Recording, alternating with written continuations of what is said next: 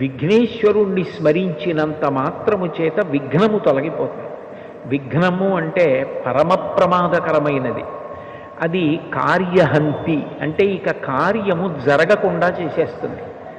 ఏదో కష్టపడితే కార్యం జరగడం కాదు, అసలు ఇక ఆ కార్యం జరగదు, అర్ధంతరంగా ఆగిపోతుంది.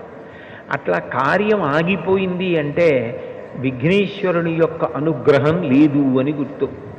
అందుచేత విఘ్నమును తొలగించి కార్యము జరిగేటట్లు చెయ్యగలిగిన వాడెవరు అంటే విఘ్నేశ్వరుడు. విచిత్రమైన విషయం ఏమిటంటే, ఇంత గొప్ప అనుగ్రహం ఇవ్వగలిగినటువంటి విఘ్నేశ్వరుడు కేవలముగా తనకేదో పెద్ద ఉపకారం చేస్తే, చాలా గొప్ప పూజ చేస్తే అనుగ్రహించడం కాదు, పరమ తేలికగా అనుగ్రహిస్తాడు.